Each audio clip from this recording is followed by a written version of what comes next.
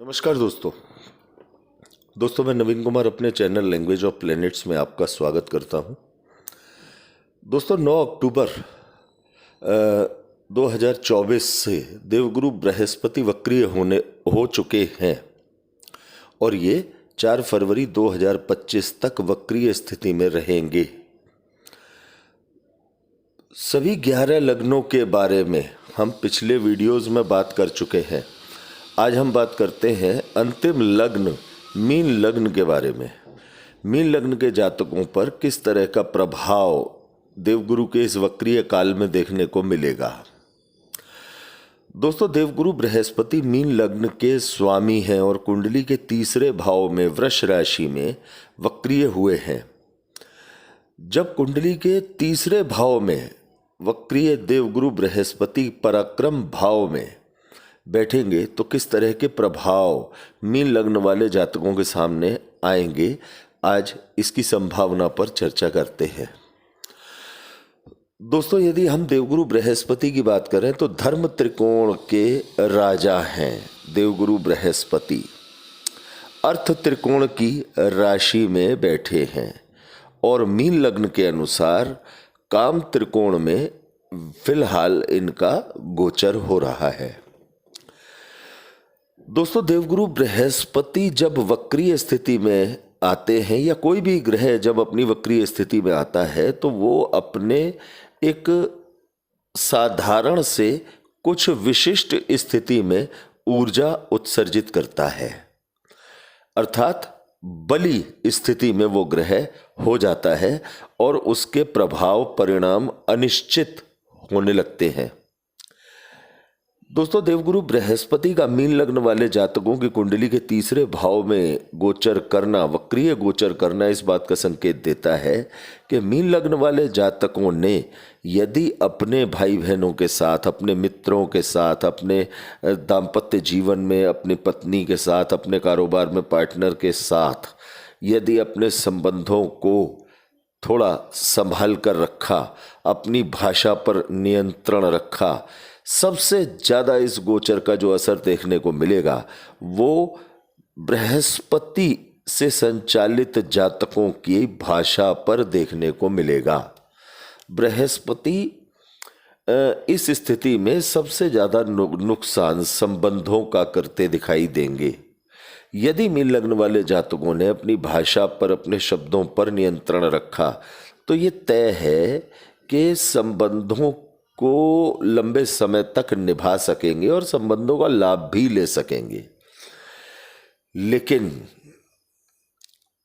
जिन mean लग्न वाले जातकों की कुंडली में देवगुरु बृहस्पति की स्थिति अच्छी है उन्हें इस दौरान एक कारोबार में एक अच्छी बढ़त देखने को मिलेगी, भाग्य का भरपूर साथ देखने को मिलेगा।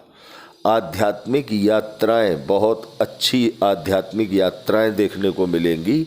लेकिन आध्यात्मिक यात्राओं के दौरान आपको इस बात का विशेष ध्यान रखने की आवश्यकता होगी कि किसी तरह का कोई आपका आर्थिक नुकसान यात्रा के दौरान न हो, क्योंकि देवगुरु बृहस्पति यदि आध्यात्म के आपके भाग्य के कारक हैं तो धन के कारक ग्रह भी देवगुरु बृहस्पति ही हैं।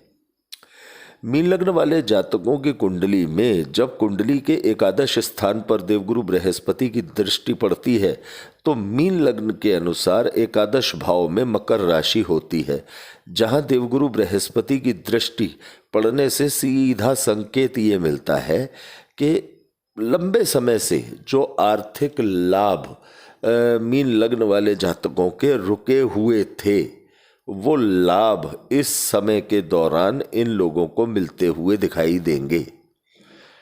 बड़े भाई बहनों के साथ यदि किसी प्रकार का आपका वैचारिक मतभेद है तो आपको उस मतभेद को सुलझाने की तरफ जाना चाहिए। यदि आप उनके साथ वैचारिक मतभेद को सुलझाने में नाकाम रहते हैं तो आपके आर्थिक जीवन पर भी इसका प्रभाव स्पष्ट रूप से देखने को मिलेगा। दोस्तों इस बात का मीन लग्न वाले जातकों को ध्यान रखना चाहिए कि वर्तमान में उनकी जन्म कुंडली के लाभ स्थान के स्वामी, एकादश स्थान के स्वामी देवगुरु न्यायकारक शनि भी वक्रीय स्थिति में है। तो लग्न के स्वामी और लाभ के स्वामी दोनों का वक्रीय स्थिति में होना ये अचानक से मिलते हुए लाभ को रोक सकता है। इसलिए आपको अपने संबंधों को बहुत नियंत्रण में रखकर चलने की आवश्यकता इस दौरान होगी। दोस्तों, जो भी लोग किसी भी तरह का कोई कारोबार करते हैं और पार्टनरशिप में काम करते हैं तो गलतफहमी होने से बचना होगा। आपस में गलतफहमी होने की संभावनाएं इस दौरान बहुत ज़्यादा हैं।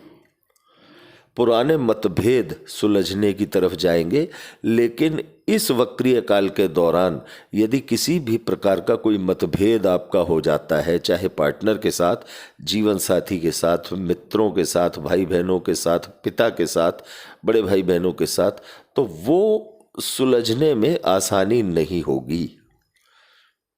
और ये सभी जानते हैं कि संबंधों के दम पर ही इंसान जीवन में आगे लाभ ले पाता है। तो दोस्तों, अपने संबंधों पर विचार नियंत्रण रखने की आवश्यकता है और लाभ के खुले हुए अवसर को भुनाने की ज़रूरत है। कुंडली के तीसरे भाव में देवगुरु बृहस्पति का वक्रीय गोचर होना ये स्पष्ट संकेत देता है कि कई लोग थोड़े आलस का परिचय दे सकते हैं। ये समय आलस के परिचय देने का नहीं है। ये समय अपने प्रयासों को कई गुना बढ़ाकर और उन्हें आर्थिक लाभ में बदल देने का है। आपके प्रयास आपको आर्थिक लाभ की तरफ लेकर जाएंगे। नवम दृष्टि, सप्तम दृष्टि और पंचम दृष्टि कुंडली के तीनों शानदार भावों पर पड़ रही है देवगुरु बृहस्पति की। पंचम दृष्टि 7वें स्थान पर है, सप्तम दृष्टि 9वें स्थान पर है और नवम दृष्टि एकादश स्थान पर है। तो इन तीनों ही भावों के शानदार लाभ लेने का समय इस दौरान है। यदि आप अपने ध्यान में, अपने मन में केवल धन को लेकर सोच रखते हैं और अच्छा बुरा का होश रखते हैं, तो ये देवगुरु बृहस्पति का, आपके लग्नेश का ये वक्रीय काल निश्चित तौर से आपके लिए एक बड़ी आर्थिक उपलब्धि सिद्ध हो सकता है। तो दोस्तों, मीन लग्न वाले सभी जातकों के लिए हार्दिक शुभकामनाएं।